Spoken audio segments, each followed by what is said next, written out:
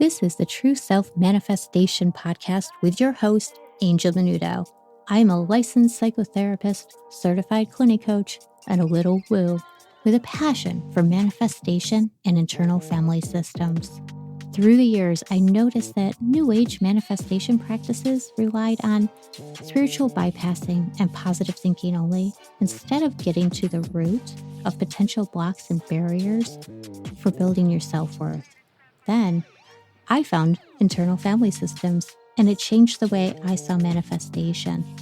Each week, I will discuss how to use IFS to tap into your true self energy, build your worth, and work with the parts that are sabotaging your manifestations, and frankly, your life.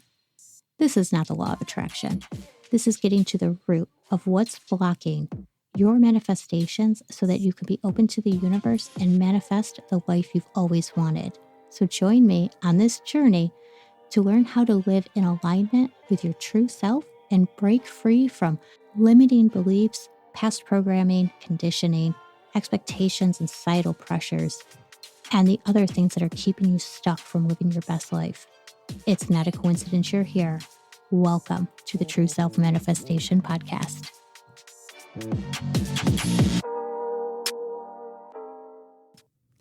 Hello, everybody. Welcome to episode 8 of the True Self Manifestation Podcast. Before we jump in, I just wanted to give a quick reminder about my free offering, the Mindfulness Check-in Guide.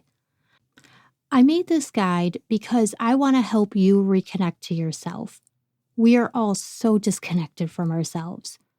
We're always on the go, endless tasks, obligations, pressures, that we lose sense of ourselves. We cannot manifest from this space by any means. This guide is going to teach you my favorite mindfulness exercise. It is quick, it is easy, it's fun, and it helps you reconnect to what's going on inside of you internally. I also added 2 of my tried and true skills to bring you back to center and move from that sympathetic nervous state of fight, flight, freeze, fawn to the parasympathetic state of rest and digest. Now, I have been teaching these exercises and skills to my clients for years now, and I am sharing them with you for free today. Oh, any day. They're there. The link is in the show notes, or you can go onto my website, trueselfmanifestation.com, to sign up for it. And I have to add, it is quite lovely too. I like it. Now, on to the topic, our shadow selves. Now, I've touched on shadow parts, self, and shadow work in a previous episode, but today I really wanted to dig more into it. So I'll start by saying our shadow parts are parts of us that have been repressed or hidden in our subconscious. We don't do this consciously. It is all subconscious. And it's because we pick up on things growing up from caretakers or people of authority, like teachers, principals, whatever. And we experience these pressures, societal expectations, and norms. These are often based on family expectations and values. But there's also another thing that they're based on, and that's the gender, socio-economic status, race, sexuality. Our shadow parts aren't necessarily bad things either. They could even be like a skill or an interest that we had growing up, but we're told not to waste our time on it because it won't offer a solid financial future, for example. Or maybe you were told that you were a dreamer, and not in a positive, supportive way, more in that shame-provoking way. Because of that feeling of shame, parts of you caught on to this trait and deemed it no longer valuable. It becomes a threat to the system. Therefore, it gets exiled away. We all have shadow parts, or as we call them in IFS, vulnerable parts, that have been exiled away for the sake of the system for various reasons. But today, I wanted to focus on looking at this through the lens of women and what ingrained beliefs we pick up living in a patriarchal society. I just bought the book called On Our Best Behavior, The 7 Deadly Sins and the Price Women Pay to Be Good by Elise Loehnen. After listening to her talk about this on a couple of podcasts, I was sold. I had to have it. If you aren't familiar with Elise, she has co-written 12 other books. She was the content chief officer of Goop. She co-hosted the Goop podcast and the Goop Lab on Netflix and is currently the host of Pulling the Thread podcast. In her new book, she delves into the 7 deadly sins and how it impacts all aspects of women's lives in patriarchal societies. Even if we are not religious, were brought up in a religious household, or had overt religious influences growing up. She explains that this is because our patriarchal system we all live in is rooted in these 7 deadly sins to enforce behaviors, and it has covertly seeped into all aspects of women's lives subconsciously. It has become the silent foundation of how women are seen, judged, and expected to behave.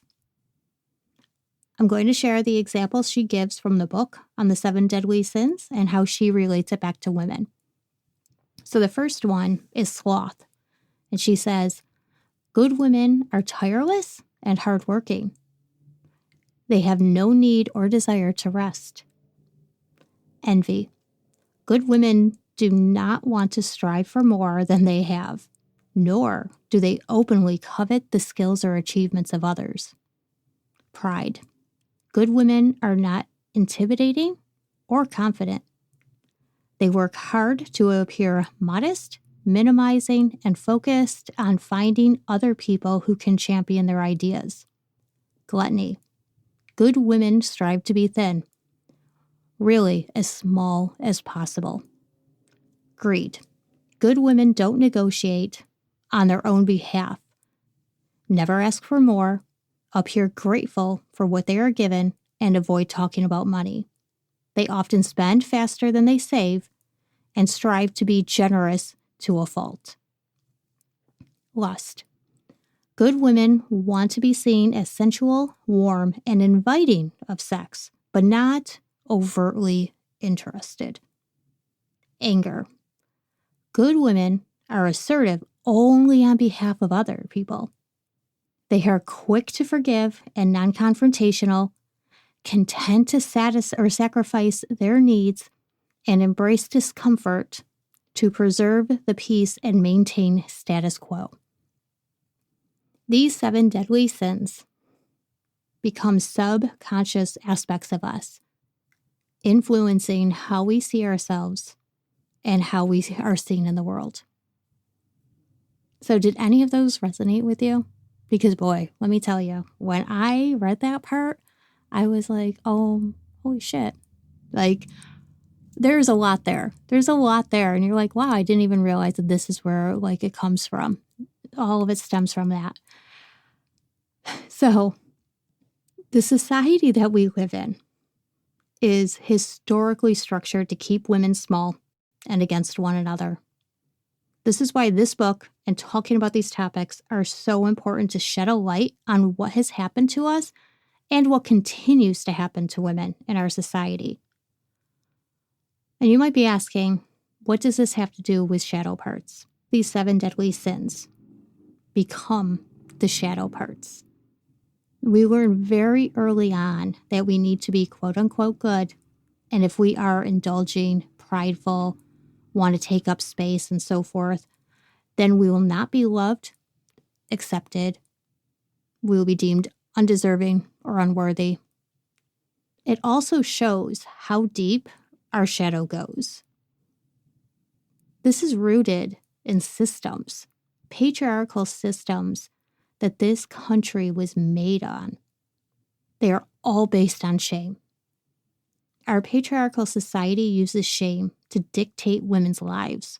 Therefore, when we do push through those societal expectations and norms, as we have been trying to for so long, we get constant pushback.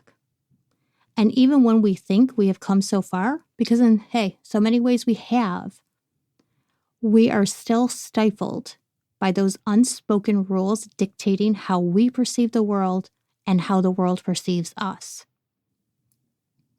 But let me tell you something. When we're playing small, trying not to be seen, we cannot be the magical beings that we were put on this earth to be. Our true nature is stripped from us. So let me ask, how have you played small? How have these 7 deadly sins played a role in your life? When we think about it from this perspective, it is like a veil has been lifted. Have you denied yourself pleasure out of fear of being called a slut? Have you not taken credit for something awesome you did because you didn't want to look prideful? How many times have you stifled your anger because good girls don't show anger? As a matter of fact, have you ever said, "I'm so angry I could cry"? I know I have. And I never realized this was a conditioned response until I was in EMDR training years ago. As I was processing something with another therapist, because we practice on each other, those words came out of my mouth. At the time, one of the trainers was walking by and said, No, you don't want to cry. This is something else trying to take over. Allow yourself to feel the anger. The tears are different. This is how you were taught to handle anger, but it's not the anger. And that blew my mind because we are just dismissing the anger in a way, right? So how many times have you done this? Because these things become so innate. They're a fixture in our psyches. It can be difficult to recognize them or understand where they come from. They could have come from like subtle cues, small remarks made, or even like in-your-face judgments. But we must become aware so we can shift this dynamic inside of our internal world. I was working with a client recently around shadow work. She was having some difficulties with finding these shadow parts. First of all, I quickly realized that there was a part coming up and it was blocking her when she attempted to access these shadow parts while using a trigger such as a past incident or a feeling.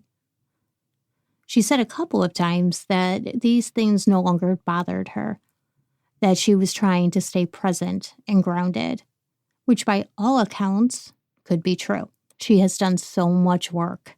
However, I thought it was a little strange not to have any reaction at all. So this is when it clicked that it was a part.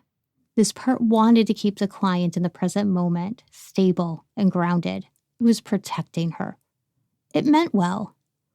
However, it was also blocking her from continuing to do the work. So we ran through quickly how to unblend with a part, just as a reminder. And then this client can go in and work with those shadow parts. Second, we looked at feedback she was given by friends and family of like attributes or traits that they noticed about her. So for example, say organized. She couldn't identify how this intertwined with the shadow part, but it does. So, and I'm just using this as an example, but being organized can overcompensate for something. This part learned that she had to be organized. But why? What was the fear if she wasn't? That is the shadow part. So say the fear is if I'm not organized, I'm going to look like I don't know what I'm doing. Or if I'm not organized, I'm going to look at I'm going to be looked at like I am less than. That becomes the shadow. And the other part that is trying to protect the system as it overcompensates becomes the guiding force in a sense. You can also use this with judgments or reactions towards someone. You can ask yourself, when have I had a reaction or a judgment towards another person? Once that comes up, follow the thread back to a past memory. Ask yourself, where did this come from? Then just see what comes up. And this is without judgment. You're just going to see what comes up, and that is the answer. So when you ask yourself these things and you see what comes up, it could be something like you heard your mother say, "Who does she think she is?" when talking about somebody doing something really awesome. Or somebody saying, "Look at what she's wearing. She looks like a slut." Even if we consciously know that this isn't true and that we don't align our values with these types of perspectives, that we still have we're still holding on to this subconsciously. And they are affecting our lives. So keep that in mind. The judgment might be there and you might be able to say, yeah, but I don't believe this or something. But that thread is showing that it is linked somewhere in your subconscious. And that's when the thread has to be cut and ties have to be severed from that. Like I said, though, these things are affecting our lives. They make us second guess our abilities, how we present ourselves to the world. And this also impacts how we make money, our relationship dynamics, and our careers, which are the big things that we are trying to manifest. We become afraid of what others would think of us. And this all goes back to that book that I began with today. We feel like we must be on our best behavior, and so do other women. If not, how dare they do this thing that I could never fathom doing? You must ask yourself, is this really about them or about you? Is this your shit coming up? I say this as someone who has had years of shit come up, especially being a product of Catholic elementary school and growing up in the 80s and the 90s. All this shit comes up. It's us, it's not them. These shadow parts need to be worked with so that we can embrace all of us, all parts of us. Having these shadow parts as well as the protector parts overcompensating for them is what is impacting our self-worth.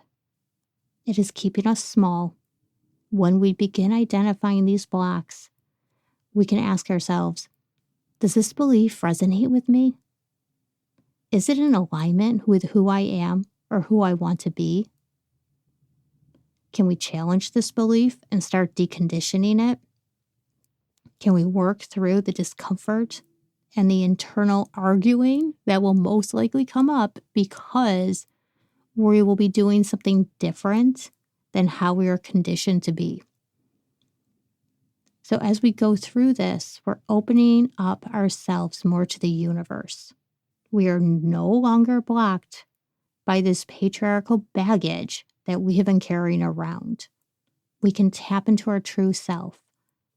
We get to be us without the stipulations, without the bullshit. This is where the true power lies. This is how we become empowered. And that is the way we are meant to be. And let me tell y'all, this gives me goosebumps just even thinking about it. Because this is what I want for all of you. So if you want to learn more about how to work with your parts and tap into your true self, I want you to go and check out my e-course, How to Manifest Without the Self-Sabotage. Imagine being in full control of your internal world, where you are self-led. no longer an internal struggle going on inside to do the right thing according to everyone else. Instead, you do the right thing that is right for you. Imagine being surrounded by people that support you and not tear you down or expect so much from you without giving back.